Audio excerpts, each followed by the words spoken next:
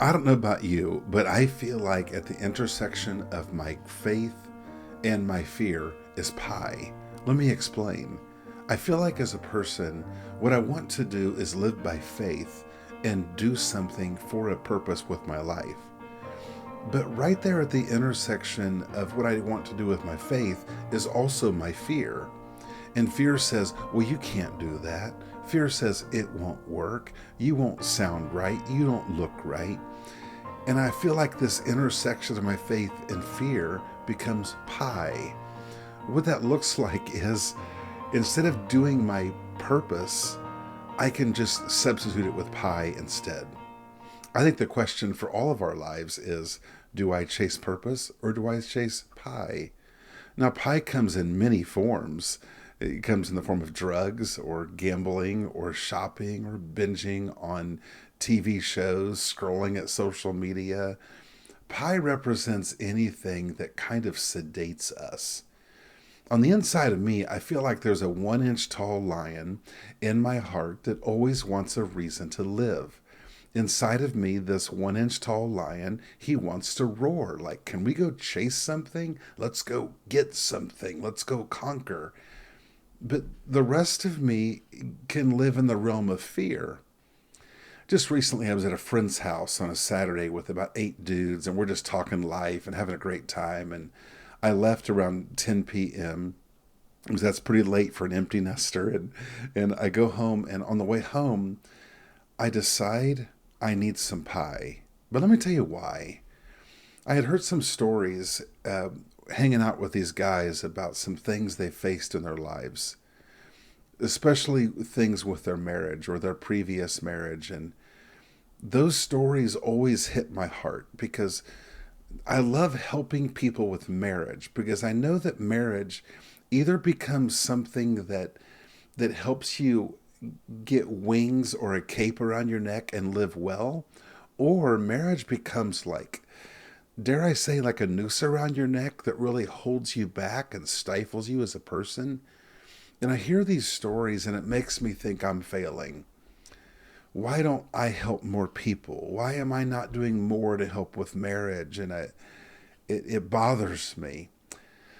So I left that evening, that great evening, somewhat bothered that I'm not doing enough. I'm failing. And so I had this idea. There's a grocery store that has these 99-cent little boxed pies. And I was like, that's what I need. That will calm the lion on the inside of me. In this particular location of the store I'd never been to in my life, and I went in there, and it was like 10:30 at night now, and it feels like nobody's in there but me. And I grab, of course, two of these 99-cent pies because they're 99 cents and they're pie. And I go to the self checkout and I'm paying for them and I'm finishing up. And a young person walks up to me, 18 or 19 years old.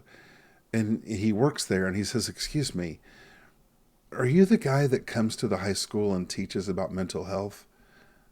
And I was like, "Yeah." There's a local high school that I've been invited to come and spend time with students talking about how to overcome things like depression and anxiety.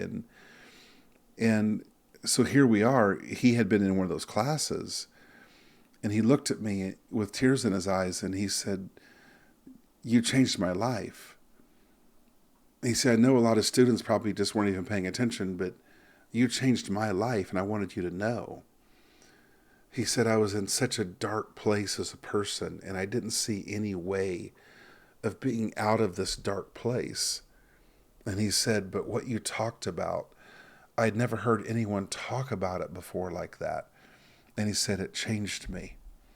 And he talked about how he's excited about he's leaving to go out of state in a week to go to this place to learn to become an electrician. And he's excited about his life. And as he was sitting there telling me this story, I'm thinking about, to my right is this pie, which to me, I know what that pie means. That pie is a symbol of me being afraid of my gift and purpose. So it's a symbol of that. And yet here's this person right in front of me. So here's this person, and beside me is the pie. And I got to thinking, how many of us feel this way? That in front of us in our life is both our great purpose, but also our great fears.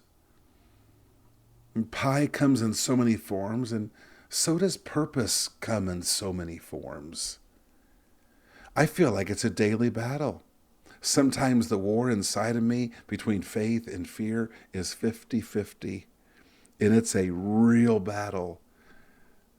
For me, what I have found that if I'm going to live by faith and pursue my purpose, instead of choosing fear and having pie, it's all about the people I put in my life. I need people around me who keep inspiring me toward my purpose. I need people who believe in me and they keep pointing me in the right direction. Now, to me, the people I most have to stay away from are people who say, "Hey, Mark, did you eat pie yesterday? Hey, Mark, it looks like you've been eating some pie. You need to stop eating pie."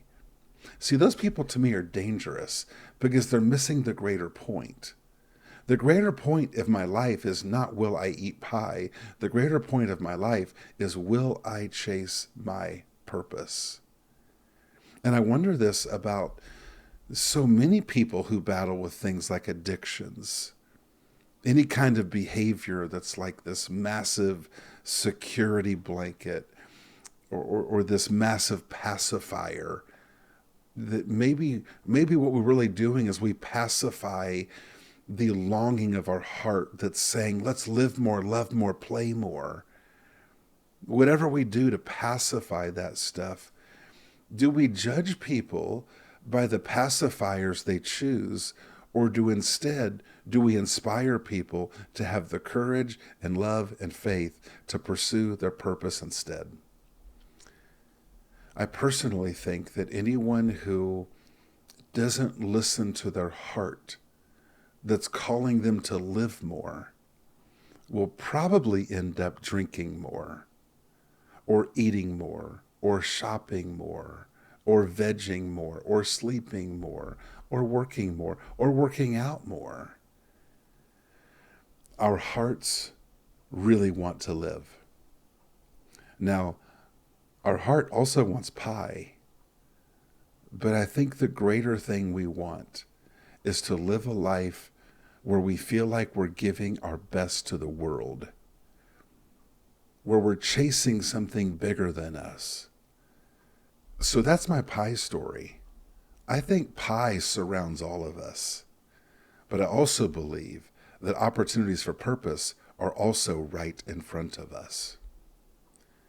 For me, my life changed about 7 years ago when I stopped thinking about what was wrong with me, which had a lot to do with pie, and instead I made my life focus be on the purpose of my life.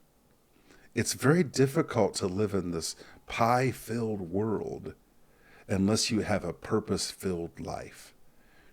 And so to me, there's a simple equation. Number one, you have to know your purpose. You can't wake up without a purpose and expect to be able to have any kind of peace. Like, it just doesn't work. There's too much trouble in this world. But when you know your purpose, it gives you a metaphorical sword that you have in your hand, and you wake up saying, "Hey, let's go. I got something to do today. I got someone to be." You got to know your purpose. And if you struggle with knowing your purpose, maybe you're listening to the right person today. Because the last 6 years of my life, this is my favorite thing to do with people, is to have conversations on how to know your purpose so you can be set free from dwelling on your past and dwelling on problems, and instead start chasing after your purpose. My friend, you have a purpose.